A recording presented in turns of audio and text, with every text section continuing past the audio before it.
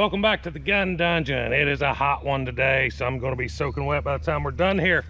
But I've got a cool round to do. This is the Hornady 190 grain Subsonic round. This is a flex tip. You can see the little polymer insert in there. Let's see if it's rated. I don't see. Yeah, here we go. Muzzle at 100 yards. Our muzzle is 1,050. 100 yards, 0, 200 yard, 33.4 inch drops, what the box says. But it's a big heavy bullet going subsonic. So I have run this out of a 10.5 inch barrel, which is what we're going to be testing here. I haven't had any problems with reliability, function, anything like that without a can. So I'm assuming with a can, it's going to run just fine. Because like I said, Subsonic's running without a can. If it'll run without one, it'll run with one most of the time. So as I said, I'm going to be using this 10.5 inch barrel 300 Blackout AR. Gel block Jerry. We'll put him on the block. He is ready to ride. Probably going to scoot him back a little bit because this is a rifle round and he's liable to the moon. But I've got a brand new gel block here. Got a chronograph set up, so we'll get actual velocities coming from this 10.5 inch barrel. Old junk block in the rear, and I'm going to try to get this in before the rain sets in on me. So if the lighting's kind of bad, just know that I've got storm clouds moving in. So without further ado, let's go ahead and put one of these into the gel.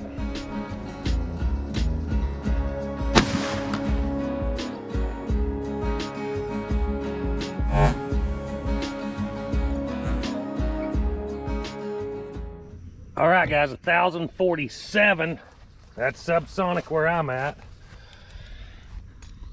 Look at that wound tract. Pretty good looking wound tract. And this thing goes all the way down through this block. Hopefully you can see it. Hopefully you can see the top line there. Not a huge wound tract, really. I mean, it's consistent, but it's not massive. And there sits our real long bullet, expanded. Still see the red tip in the front of it. Hopefully you can see it. I can see it. And we are right about 19.25 inches of penetration. Let's try her one more time, see how it goes.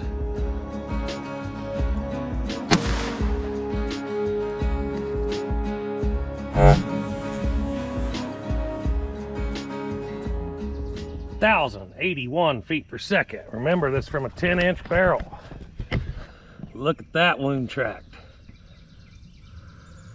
That wound tract looks a lot better than the first one. And I think I know why. Because there sits our bullet facing rearward. It looks like it did expand. Maybe not all the way, but it definitely tumbled. All right, let's do one more shot.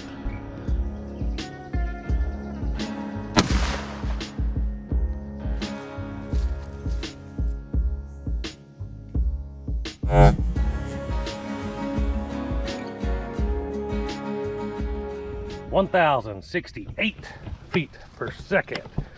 I didn't do a real good job on the shot placement on that third one. Hopefully you can see it. It's this top tract. It looks about like the first wound tract did. Let me slap our backing up here. Maybe.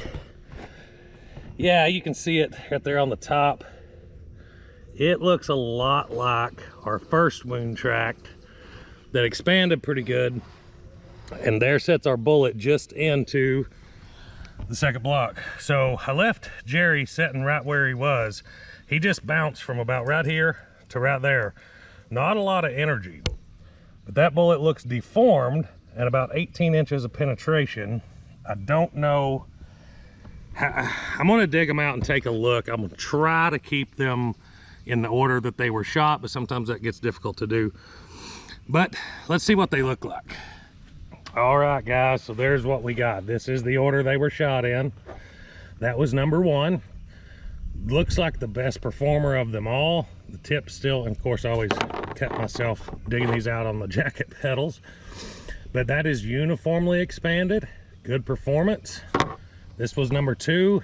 You can see it's partially expanded. Tried to expand all the way around. I couldn't keep the tip in it. It keeps falling out. But it tried to expand. partially expanded. I mean, that's still pretty gruesome looking. And here's our third one, mostly expanded. Got 2 petals that didn't really fold back, which the ones that do fold back, they still fold back almost directly onto the shank, so there's actually not a lot of diameter increase even on the ones that expand. That one's the best. Still not a whole lot though. So that's what you're getting at the velocities that you saw. You make your mind up. So out of the rounds that we shot, that's the best looking one, and that's good performance. If they would do that every single time, they'd be good. I mean, not saying they're not good now. I'm just saying maybe a 16-inch barrel would give them a little bit more velocity and give them a little bit more terminal performance. But then you may be flirting on the side of subsonic and supersonic. I'm not sure. It depends on where you're at, elevation, things of that nature. But a 16-inch barrel, you may be supersonic, but they may perform better. This is what we got out of a 10.5-inch barrel, going right at the listed velocities that they had on the box. We were really close. Sorry, I'm sweating like a hog, guys. We were really close to the advertised velocities out of a 10.5-inch barrel. So I'm going to assume if you go to a 16-inch, you're probably going to increase your velocities at least a little bit, depending on the powder they use. Could be a super fast burning powder, and it could not gain a whole lot of velocities. I don't know. But from a 10.5-inch going advertised velocities, that's the performance you got. Let me know in the comments what you think about this round, guys. I hope you enjoyed the video. If you did, don't forget to hit like and subscribe. Till next time, guys, stay tuned.